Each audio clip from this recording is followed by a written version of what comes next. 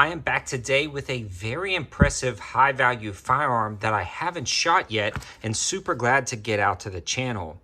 SAR USA sent me out the SAR9 to try, and I've tried a lot of the SAR pistols in the past, but they were always the hammer-fired guns that I purchased or found online. So when I got the opportunity to try some of their brand new handguns, I jumped at this one, and I'm super glad I did. Initially, right out of the box, you get the handgun, interchangeable back straps, interchangeable side panels, a second 17-round magazine, cleaning brush, and a cleaning rod, as well as a pin tool to punch out the rear and to swap out the different grip panels. It comes in a few different color variations as well as size variations, threaded barrel options, and optics versions, but this is generally the full-size standard SAR9 with the pick rail up at the front. We're going to talk about all the specs and features from front to back and its performance down at the range, everything I like about it, some quirks that I found, and everything just about the reliability and general accuracy and performance of this handgun. Before we get too far into it, I do want to give a huge shout out to Callaway Ballistics for sponsoring ammo to help make this video. Without their support, it'd be really difficult to continue to produce reviews. They just did a ton of price drops, including their Reman price drops and 9mm new manufacturer price drops. I also have 300 Blackout and 223. I've got a lot of videos on these. I also have the code 704 Tactical for free shipping on ammo orders over $200. Now let's dig into this review. One of the first things I noticed when I pulled it out of the box was how comfortable it felt in the hand.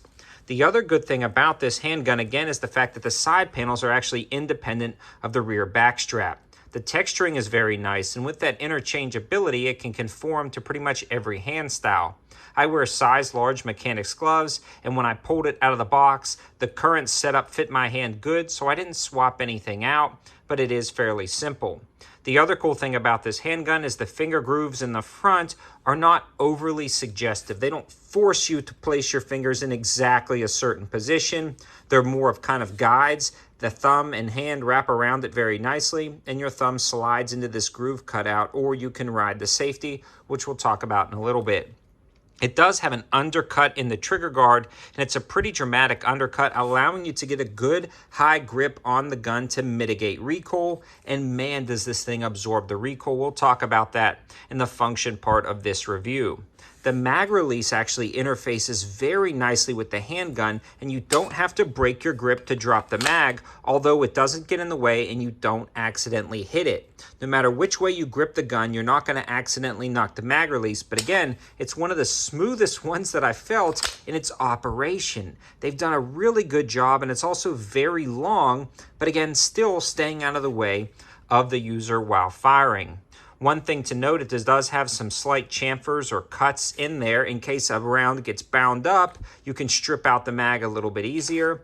And these are metal 17-round magazines, and the mags insert smoothly. So it does have a slight beveled mag well, but the taper of the mag just interfaces really nice with that reload. So it's a smooth transition for all reloads, and it works out great. The other thing is with this extended lip right here, while you are reloading, your hand stays out of the way and nothing ever pinches or binds up. So ergonomically, the reloads are easy, the mag drops are easy, and the insertion of the new mag is super smooth. So I really like that. Transitioning up a little bit to the controls, this is where one of the quirks I found is that the safety feels just a little bit spongy to me. I wish this would be a little bit more tactile, almost have two major detents. Now the safety though works out great. I want to make sure it's clear one more time. It's in a very good placement, no issues there. And when it's on, it's on. And then the minute you start swiping it off, you can start engaging the trigger. So you don't have to swipe it all the way down. And that's kind of a quirk of the safety. But again, once the safety is flipped all the way up, you're not going to bump it off until you get about there. Then the safety comes off and then you can fire the gun. Now for me, when you're riding over the top of that safety, it's a good ergonomic hold. Nothing digs into your hands. Nothing's too aggressive, and it does have some nice texturing on the safety. The slide release or slide lock, a lot of people don't use it as a slide release, stays out of the way. You're not going to accidentally bump it. You're not going to ride over it.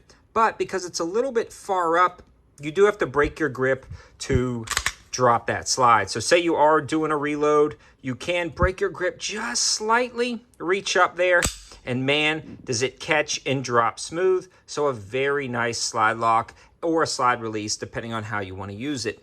It does have some index points right here for your pointer finger, but mine goes a little bit further than those. And it does have some texturing in front of the trigger guard if you wanted to wrap your finger around. I personally don't do that, but it's there if you want to. The trigger guard on this is oversized, but not oversized in a way that's going to be cumbersome or worrisome with accidentally bumping the trigger. Oversized, if you were wearing gloves, you could still use the gun. It also has a very nice safety built into the trigger itself that has to be depressed to fire it. And overall, the two safeties work fairly well in conjunction with each other.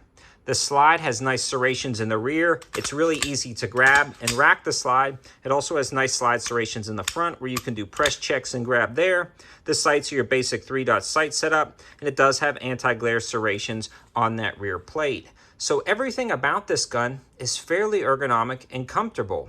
It's also very modular in the fact that it's got a 3-position pick rail, so you can add whatever light or laser you want. And overall, it's been running great down at the range. So let's talk about that reliability and performance. When I'm testing out new handguns, I like to run a wide variety of ammo, and I tried a few different versions of the Callaway ballistics ammo, including their reman, their new manufacturer, and 147 grade subsonics without any issues whatsoever. In fact, it just ran out of the box. I didn't even disassemble it to clean it before firing, but I did drop a little oil on the gun because it seemed to come a little bit dry.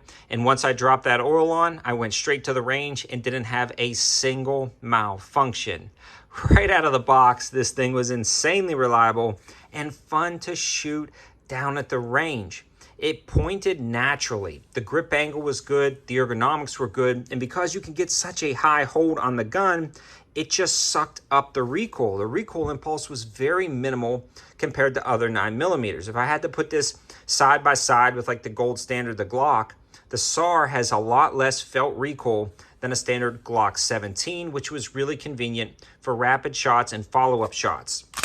The trigger on this guy has a fairly smooth take-up. Out of the box, it was a little bit spongy. It smoothed up after a few hundred rounds. It definitely hits a point to where you feel a pressure peak. It still has some sponginess and then a good break. Now the reset is where this thing shines compared to some other traditional handguns. It's short, audible, tactile, and very predictable, followed up by a crisp break. So that is pretty good. Is it the best trigger I've ever felt? No, but we are talking about a high-value sub-$500 pistol. This trigger, though, is very good for what it is, and I love the fact that it's got a solid, audible, tactile reset and that it's very predictable, allowing you to shoot this thing fast and accurately. So, big fan of that. So the fact that it is ergonomic, a very minimal recoil impulse, and a halfway decent trigger and reliable, this thing is just a joy to shoot down at the range. I really love everything about it, except for some of the slight quirks with that safety. It takes a few times getting used to flipping it on and off down at the range, but once you do, this is a joy to shoot, and it's affordable. I would love to try some of the threaded barrel and optics options. I feel like this with an optic on top of it would be a good competitive handgun, but as a general purpose, home defense, all-around handgun, this is going to be a great option. They also have a really good track record of reliability and performance testing during their trials, and just over the life of company that SAR Salzamaz produces. They know what they're doing. They're not making junk, and it shows in the SAR9. It's a quality handgun at an affordable price, and I'm glad they sent this one out to the channel for us to try. More information in the description below, and let me know your thoughts, guys. Have you tried a lot of these handguns out? Again, this is my first try with some of the newer handguns, and I really like it. Let me know your thoughts in the comments section below. Thanks for watching, guys. Have a good one.